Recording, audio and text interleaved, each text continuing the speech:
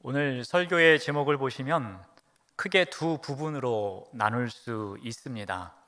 교회의 일꾼이 되는 것, 그리고 지경을 넓히는 것, 이 두 가지로 볼 수 있습니다. 그래서 오늘 설교의 전반부에는 교회의 일꾼이 된다는 것에 대해서, 그리고 후반부에는 교회의 일꾼이 되어 지경을 넓히는 것은 어떠한 것인지 함께 나누고자 합니다. 제가 오늘 설교에 대해서 제목을 통해서 이렇게 자세히 설명을 드리는 이유는 오늘 설교의 내용이 조금은 복잡하고 약간은 어렵습니다. 그래도 인내심을 갖고 들으시면 설교는 언젠가는 끝이 납니다. 그러니까 함께 하시면 좋을 것 같습니다. 먼저 교회의 일꾼이 된다라는 것이 어떠한 것인지 살펴보겠습니다. 바울은 자신이 교회의 일꾼으로 부르심 받은 이유에 대해서 먼저 이야기를 합니다. 우리 25절 말씀을 보시면은 내가 교회의 일꾼 된 것은 하나님의 말씀을 이루려 함이다 라고 이야기를 합니다. 바울은 하나님의 말씀을 이루기 위해서 하나님께서 나를 부르셔서 교회의 일꾼으로 삼으셨다라고 이야기합니다. 자, 그렇다면 하나님의 말씀을 이룬다라는 것이 과연 무엇일까입니다. 하나님의 말씀을 이룬다는 것은 말씀이 담고 있는 온전함이 있습니다. 그런데 그 온전함을 나의 삶 속에서 충분하게 드러낼 수 있도록 살아가는 것입니다. 이것을 어떻게 해야 하는가인데요. 먼저 말씀을 충분히 알아야 합니다. 말씀을 제대로 알아야 합니다. 말씀을 피상적이거나 단편적이거나 제한적이거나 또는 파편화된 지식으로 아는 것이 아니라 이 말씀을 내가 제대로 알아가는 과정 속에서 이러한 일이 일어나게 됩니다. 조금 쉽게 말씀을 드리면은 우리가 말씀을 알아간다라는 것은 말씀을 우리가 조금씩 읽습니다. 그리고 듣습니다. 또 때로는 큐티를 통해서 묵상을 합니다.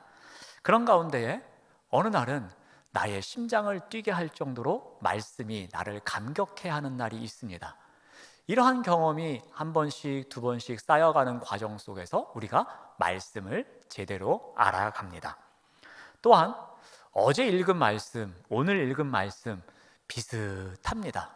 그런데 오늘 읽는 말씀 가운데서 어제 깨닫지 못했던 부분을 아는 가운데 아하, 오늘 말씀에 이러한 메시지가 있구나라고 깊은 감탄을 하면서 깨닫는 일이 있습니다. 이러한 때에도 우리가 말씀을 알아가는 순간이기도 합니다. 그래서 말씀을 우리가 읽고 묵상하면 할수록 꿀송이보다 더 달구나라는 것을 우리 삶 속에 알아갈 수 있는 것입니다. 이것이 바로 말씀을 알아가는 과정입니다. 말씀을 알아가는 과정이 있으면 그 다음에는 그 말씀을 우리 삶 속에서 적용하며 실천하는 것이 필요합니다. 이것은 삶의 특정한 부분에만 말씀을 적용하는 것을 이야기하지 않습니다. 어떤 분들은 말씀을 적용할 때에 내가 좋아하는 분야에만 또 내가 유리한 곳에만 적용하는 경우가 있습니다. 예를 들면 사랑하라는 말씀을 내가 쉽게 사랑할 수 있는 사람, 그리고 사랑하는 사람에게만 적용해서 실천할 때가 있습니다. 내가 사랑하기 힘들고 좀 껄끄러운 대상에게는 이 말씀을 적용하지 않으려고 합니다. 내가 좋아하는 분야에만 말씀을 적용하는 것은 말씀을 살아낸다라고 말할 수는 없습니다.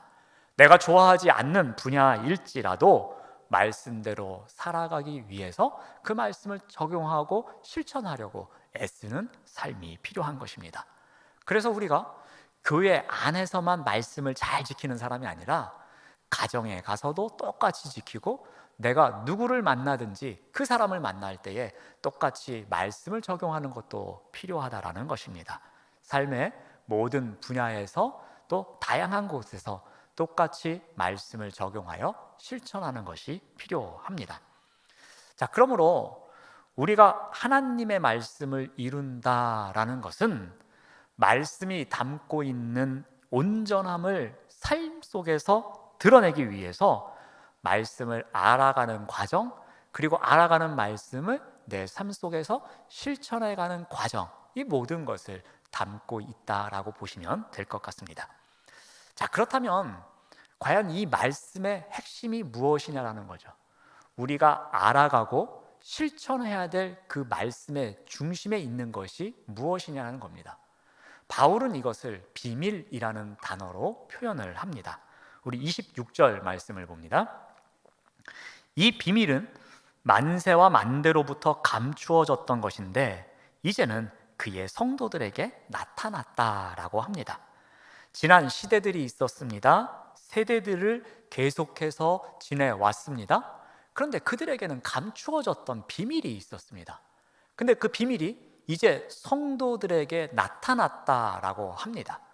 이 나타난 비밀의 정체가 무엇인지 그에 대해서 27절에서 이렇게 말합니다. 하나님이 그들로 하여금 이 비밀의 영광이 이방인 가운데 얼마나 풍성한지를 알게 하려 하심이라. 이 비밀은 너희 안에 계신 그리스도시다 라고 이야기를 합니다.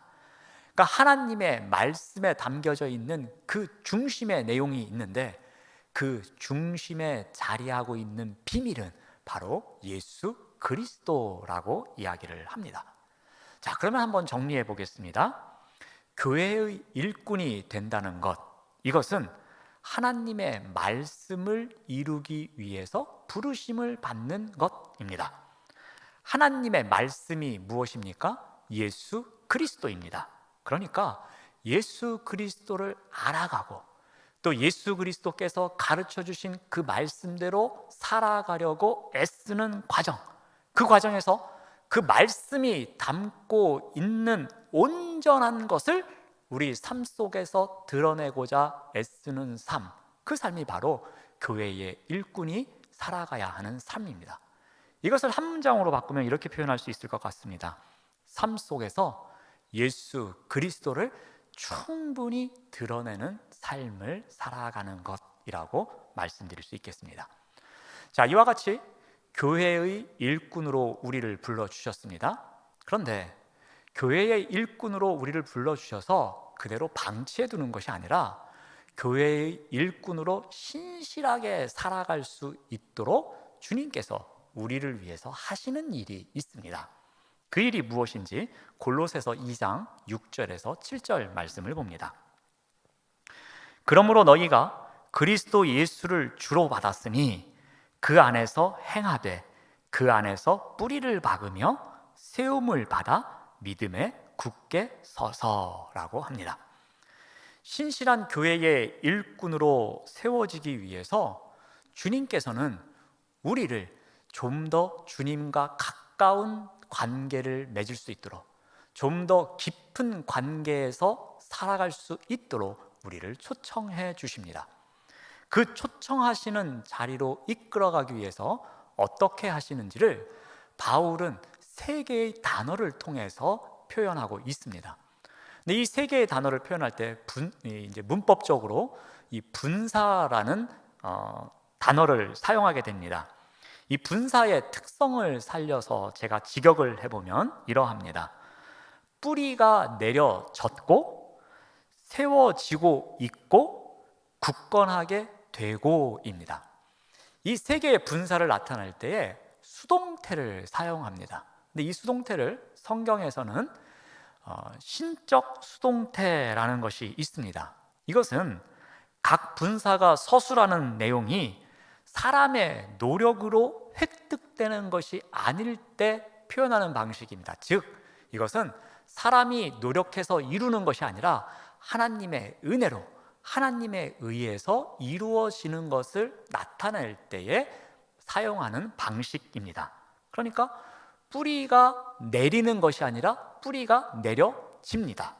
그리고 세우는 것이 아니라 세워지고 있습니다.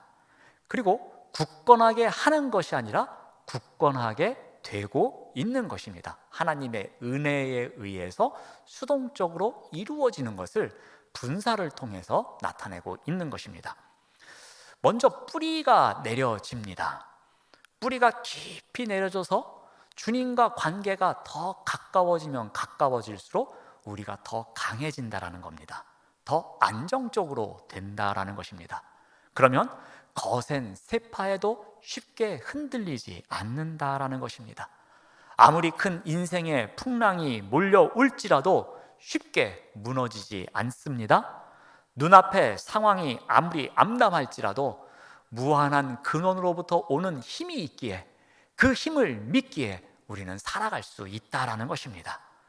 예수님께 깊이 뿌리를 내려졌다라는 것은 흔들리지 않는 기초를 주님께서 우리에게 마련해 주셨다라는 것을 의미하고 있는 것입니다. 두 번째로 세워지고 있다라고 합니다. 자, 이것은 어떤 토대 위에 건물을 세우는 것을 말합니다. 바울은 이 표현을 이야기할 때 영적 토대가 되는 그리스도이심을 강조하고 있습니다. 마치 반석 위에 세워진 집처럼 영적 토대가 되시는 예수 그리스도 위에 우리의 집을 지어 주신다라는 겁니다. 그러므로 그 집은 흔들림이 없다라는 것입니다. 그게 세워지고 있다라는 표현이라고 보시면 될 것 같습니다. 마지막으로는 굳건하게 된다라고 합니다. 이 굳건하게 되다라는 단어는 원래 법적인 용어로 사용되었습니다. 법정에서 확인하거나 또는 보증하는 것을 나타낼 때 사용하는 단어입니다. 이 보증을 하는데, 이 보증을 누가 해주십니까? 예수 그리스도께서 해주시는 겁니다. 누구를 위해서요? 우리를 위해서 보증을 해주시는 겁니다. 그 보증으로 말미암아 우리의 믿음이 성장해 가도록 이끌어 주신다라는 겁니다. 그리스도께서 보증을 해주셨기에 우리의 믿음이 성장해 가고 그것으로 인해서 굳건하게 된다라는 것입니다. 자, 교회의 일꾼으로 우리를 세워주셨고 더욱 신실한 삶을 살아갈 수 있도록 주님께서는 우리와의 관계가 깊어지도록 우리를 그 자리로 초청해 주신다라는 겁니다. 그 자리로 초청해 주셔서 뿌리가 깊게 내려지도록 인도해 주십니다. 또 영적 토대 위에 견고하게 집을 지어 주십니다. 우리를 보증해 주셔서 우리의 믿음이 성장할 수 있도록 굳건케 해 주신다라는 것입니다. 이게 바로 교회의 일꾼이 되는 것입니다. 교회의 일꾼이 된다라는 것은 하나님의 말씀을 이루기 위해서 우리를 부르셔서 이러한 과정을 통해서 우리가 교회의 일꾼으로서 부끄럼 없이 살아가도록 인도해 주신다라는 것을 포함하고 있습니다. 자, 그렇다면 이와 같은 교회의 일꾼으로 불러주셔서 우리에게 사명을 맡겨주십니다. 그 사명 가운데 하나가 지경을 넓히라는 사명입니다. 그 사명을 이루기 위해서 어떻게 해야 되는지를 또다시 한번 살펴보도록 하겠습니다. 우리가 교회의 일꾼으로 부름받아서 지경을 넓혀가기 위해 처음으로 해야 될 일은 사람 세우기입니다. 그러니까 사람을 온전하게 세워야 한다라는 것입니다. 우리 1장 28절 말씀을 봅니다. 우리가 그를 전파하여 각 사람을 권하고 모든 지혜로 각 사람을 가르침은 각 사람을 그리스도 안에서 완전한 자로 세우려 함이라. 교회의 일꾼이 사람 세우기 위해서 어떻게 해야 되는지를 바울은 동사 3개를 통해서 나타내주고 있습니다. 첫 번째 동사는 전파해야 한다라고 합니다. 그를 전파하다라고 합니다. 여기서 말하는 그는 누구이겠습니까? 바로 예수 그리스도입니다. 예수 그리스도를 전파하는 삶을 살아가는 것이 교회의 일꾼이 사람을 세우기 위해서 우선 해야 되는 일이라고 말합니다. 여기에 전파하다라는 단어는 주로 신약 성경에서 사용될 때에 선교적인 사역을 다할 때에 이 단어를 사용하곤 했습니다. 선교 사역이 무엇입니까? 그리스도를 전파하는 것입니다. 하나님의 나라를 전파하는 것입니다. 복음을 전파하는 것입니다. 증인으로서 내가 하나님의 나라를 간접적으로 경험하고 그 복음의 기쁨을 안 사람이 증인으로 살아가는 가운데 내가 만나는 사람에게 그 복음을 전파하고 하나님의 나라를 전파하는 것이 선교적인 삶을 살아가는 것입니다. 바로 그것이 여기서 말하는 전파하다라는 것입니다. 교회의 일꾼은 이 전파를 통해서 사람을 세워야 한다라는 것입니다. 두 번째는 또 무엇을 해야 한다고 합니까?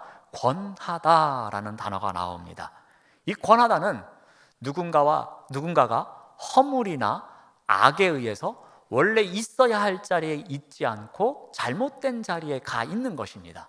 그러면 그 사람을 그대로 놔두지 않고 그 사람에게 권면을 합니다. 그래서 어떻게 해요? 원래의 자리로 돌아올 수 있도록 이끌어주는 것입니다. 이것이 바로 권하다입니다. 더 쉬운 말로 바꾸면 바로잡다라고 볼 수 있을 것입니다. 복음에 합당한 삶을 살아갈 수 있도록 그를 바로잡아서 원래의 자리로 되돌려 놓는 것을 권하다라고 합니다. 즉 잘못된 것을 발견했을 때에 그것을 되돌려 놓게 하는 방식을 통해서 그 사람으로 하여금 성장케 하는 것, 그래서 온전한 사람이 될 수 있도록 세워가는 과정을 살아내는 것, 이것이 바로 권하다입니다. 교회의 일꾼은 이러한 것을 해야 한다라는 것입니다. 또 세 번째로는 가르치다라는 단어가 나옵니다. 가르치다는 복음을 받아들인 사람들에게 교리를 설명해주고 삶의 원리를 설명해줘서 그것을 잘 깨달아서 그대로 살아갈 수 있도록 가르치는 것을 말합니다.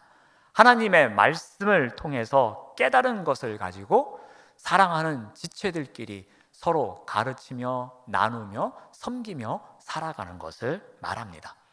자, 그런데 이 가르치는 것에는 전제 조건이 있습니다. 우리 28절 말씀을 다시 한번 보시면, 중간에 보시면 모든 지혜로 각 사람을 가르쳐야 한다라고 합니다. 이 가르치다의 전제 조건은 무엇을 갖고 가르쳐야 하느냐면은 지혜를 갖고서 가르쳐야 하는 것입니다. 지혜가 무엇입니까? 합당한 말을 해야 할 때에 그 합당한 말을 할 수 있도록 알려주는 것이 지혜입니다. 누군가 잘못을 했을 때에 그에게 이야기를 할 때에 어떠한 말을 해야 될지 잘 모르지만 지혜를 통해서 이러한 말을 하면 참 좋겠구나 라고 알게 해주는 것이 지혜입니다. 그 지혜가 있어야 가르칠 수 있다라고 이야기를 해줍니다. 상황에 맞는 말을 정확하게 하기 위해서는 지혜를 갖고서 가르치는 자가 되라고 합니다.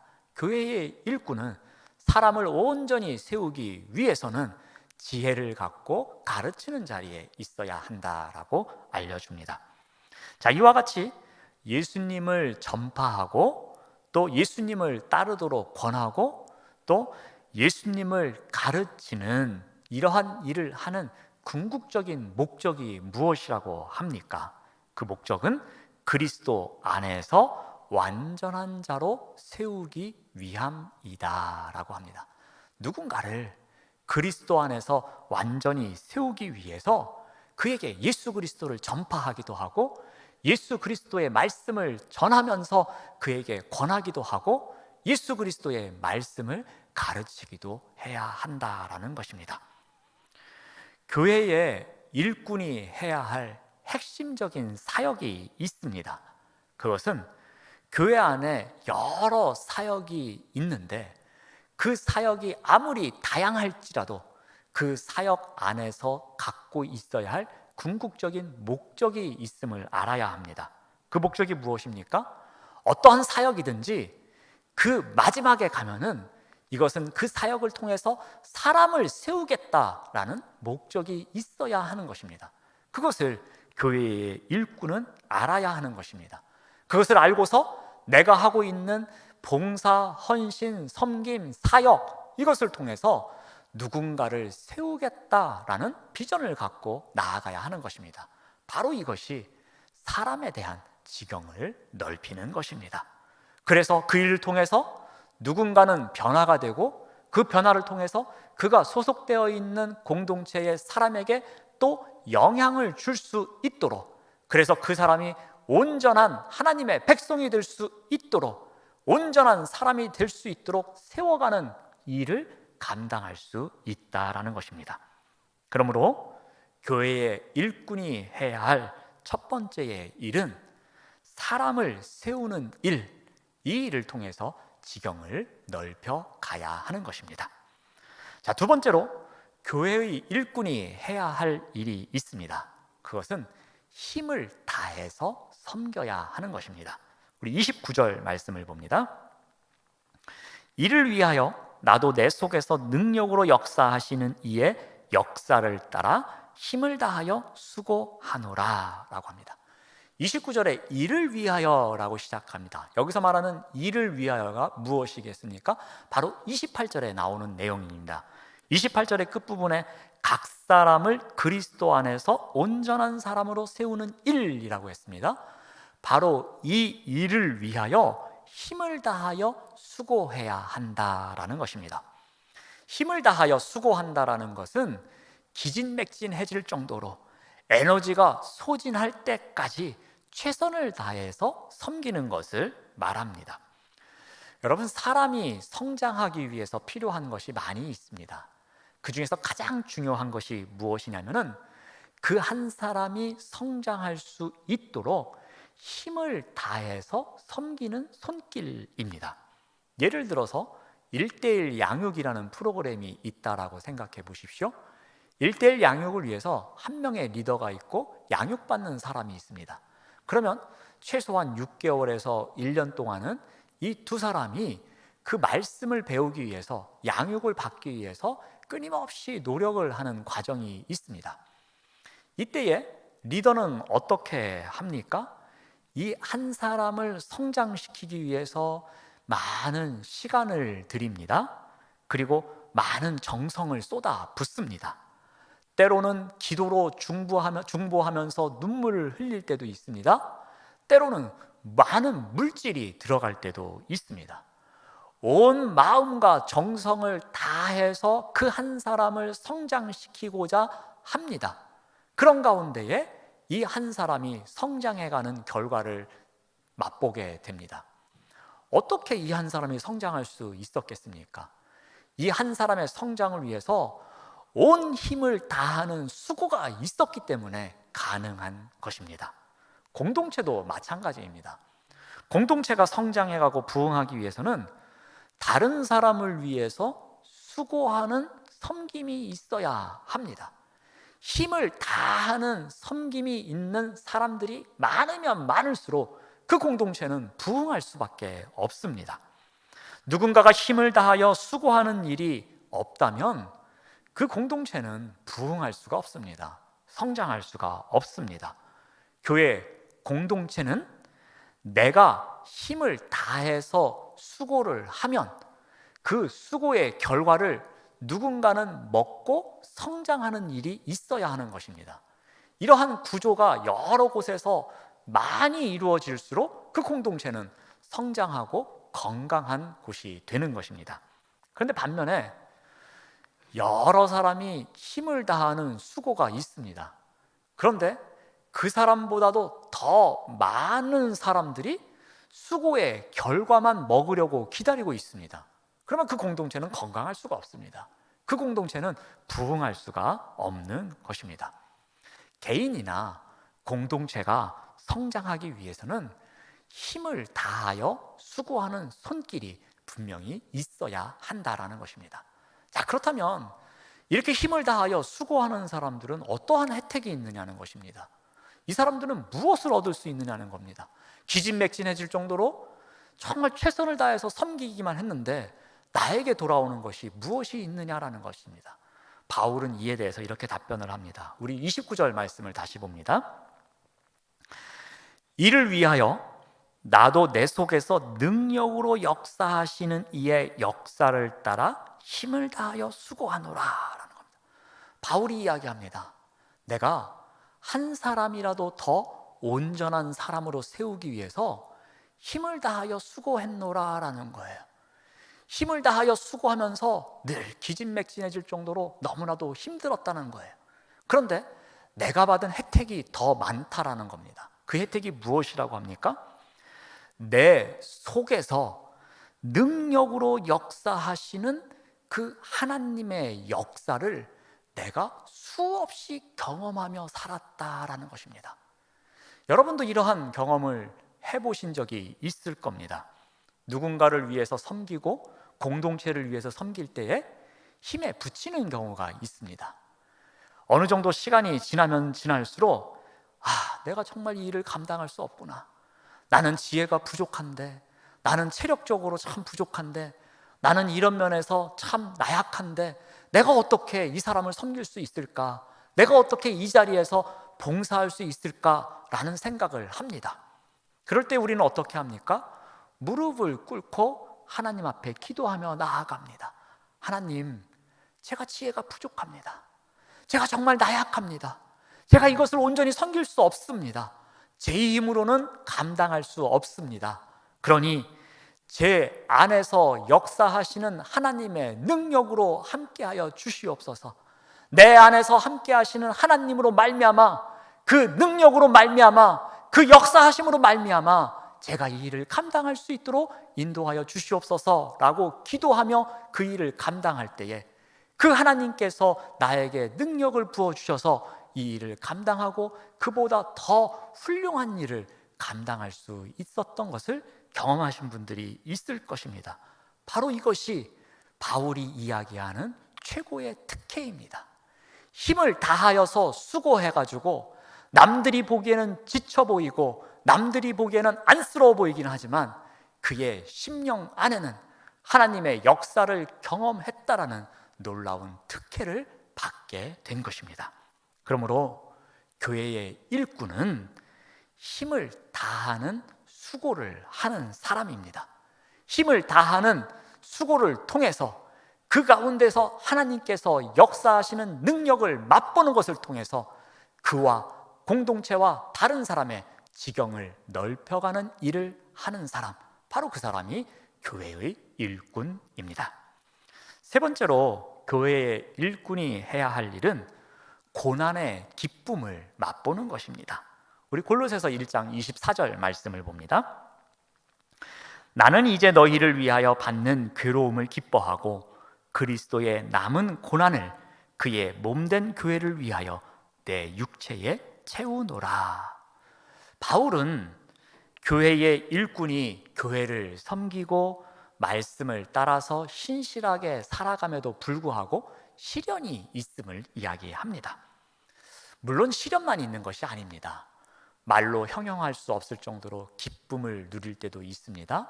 큰 축복 속에 살아갈 때도 있습니다.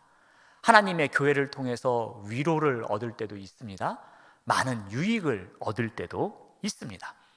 예수님을 믿고 난 이후에 복을 받을 수도 있습니다. 또 다른 사람들이 받지 못한 축복을 누릴 수도 있습니다. 그러나 이것 못지않게 교회의 일꾼이 하나님의 복음을 충성스럽게 따랐음에도 불구하고 하나님의 말씀 속에 풍성하게 거했음에도 불구하고 교회를 위한 좋은 일꾼으로서 힘을 다하여 수고했음에도 불구하고 시련이나 고난이나 아픔을 겪을 수 있다라는 것입니다. 그런데 바울은 이 괴로움이나 고난을 어떻게 했느냐라고 하면 오늘 본문 말씀에서 그 괴로움을 기뻐했다라고 합니다. 이 세상에 괴로움을 기뻐하는 사람이 어디 있겠습니까? 나에게 몰려오는 이 아픔을 기쁨으로 받아들이는 사람이 어디 있겠습니까? 그런데 바울은 그 괴로움과 고난이 성도를 위한 것이라면, 그 괴로움과 고난이 주님의 피로 세우신 교회를 위한 일이라면 나는 기꺼이 기쁨으로 받아들이겠노라 라고 이야기합니다. 교회의 일꾼이 되는 것은 바로 이것을 말합니다.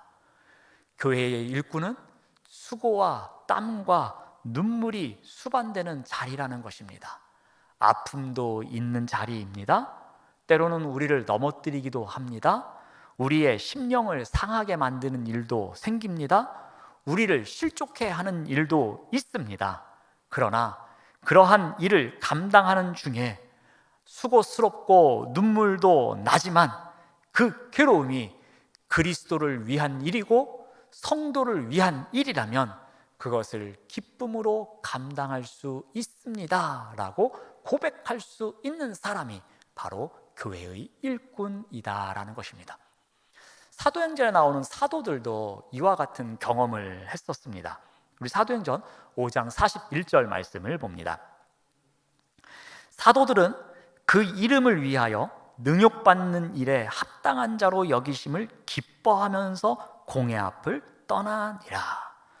사도들이 성전 앞에서 생명의 말씀을 전파하고 있었습니다. 그 말씀을 가르치고 있었습니다. 그런데 이들을 바라보는 시선이 하나 있었는데 그 시선이 매우 시샘이 큰 시선이었습니다. 결국 그들에 의해서 사도들이 공회에 서게 됩니다.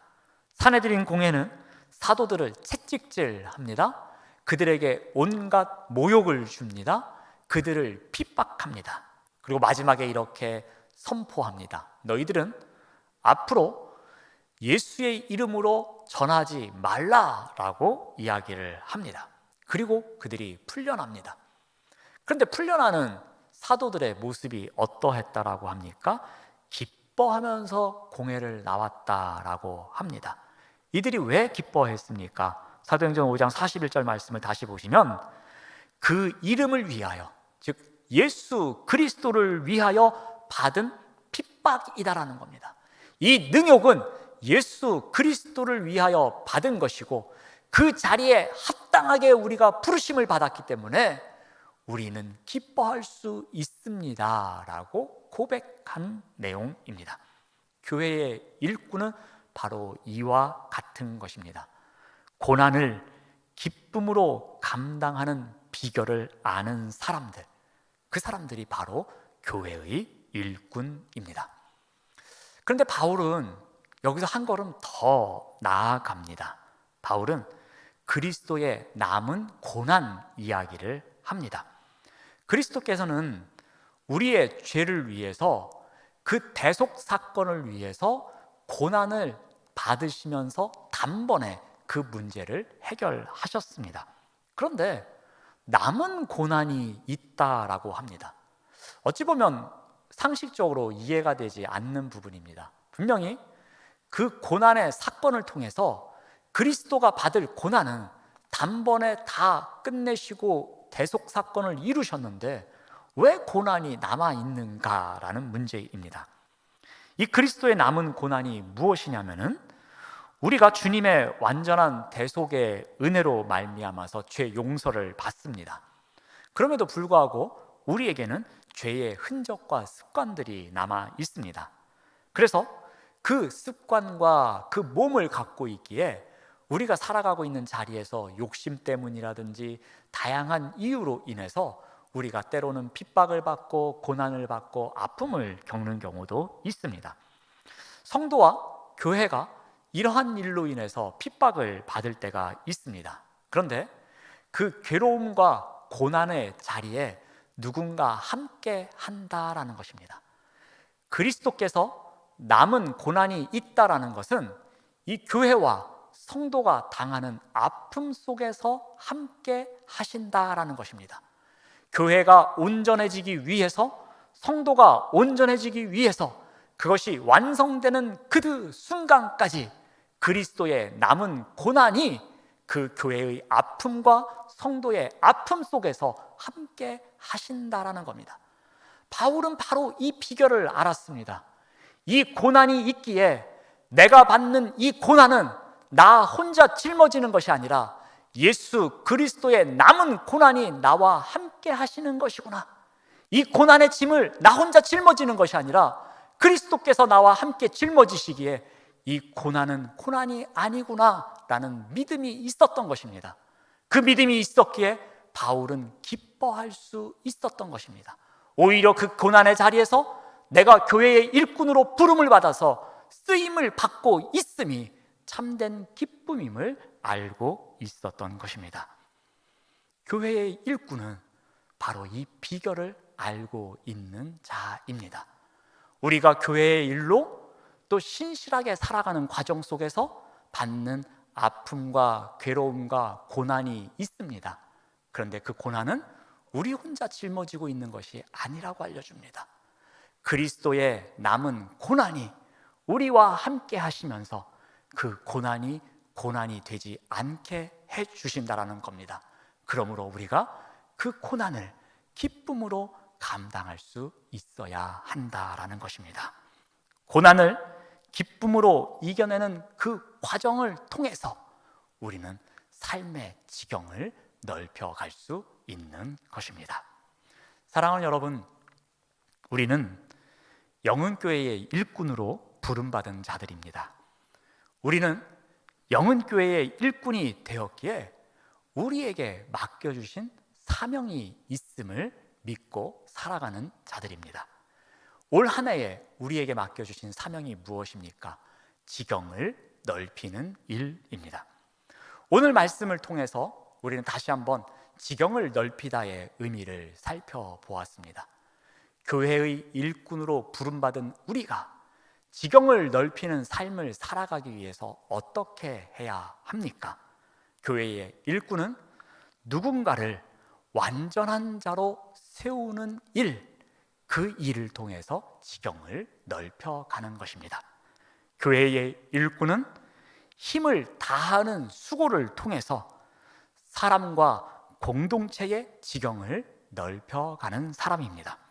교회의 일꾼은 고난까지도 기쁨으로 이겨내는 삶을 통해서 지경을 넓혀가는 사람입니다. 그러므로 교회의 일꾼된 우리는 이 말씀에 의해서 우리가 단 한 사람만이라도 그 사람의 믿음이 성장해가는 과정을 목격하면서 그 삶 속에서 함께 살아내면서 그 사람의 믿음이 성장해가는 것을 바라보는 삶을 살아가야 할 것입니다.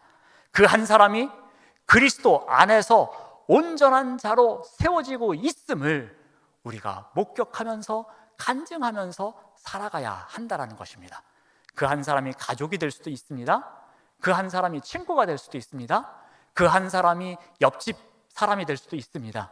그 한 사람이 누군가이든지 간에 그 한 사람을 온전히 세워가기 위해서 힘을 다하는 수고도 해보고 힘을 다하는 수고의 시간 속에서 나에게 다가오는 아픔과 어려움과 고난 속에서 이 고난의 자리에 예수 그리스도의 남은 고난이 함께 하신다는 믿음을 갖고서 바라보는 가운데 참된 기쁨이 무엇인지를 발견해보는 시간을 가져야 할 것입니다.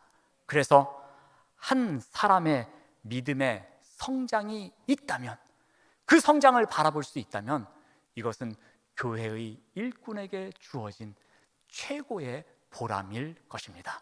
그리고 이것이 지경을 넓혀가는 삶입니다. 이러한 자리에서 교회의 일꾼이 되어 지경을 넓히며 살아가시는 우리 모두가 되시기를 바랍니다. 기도하겠습니다. 하나님 감사합니다. 교회의 일꾼으로 부르신 자리에서 지경을 넓히는 삶을 살아갈 수 있도록 인도하여 주시옵소서. 누군가를 완전한 자로 세우기 위해 힘을 다하는 수고를 하게 하시고 그 자리에서 받는 고난이 있을지라도 기쁨으로 이겨내는 교회의 일꾼이 되도록 인도하여 주시옵소서. 예수님의 이름으로 기도드립니다. 아멘.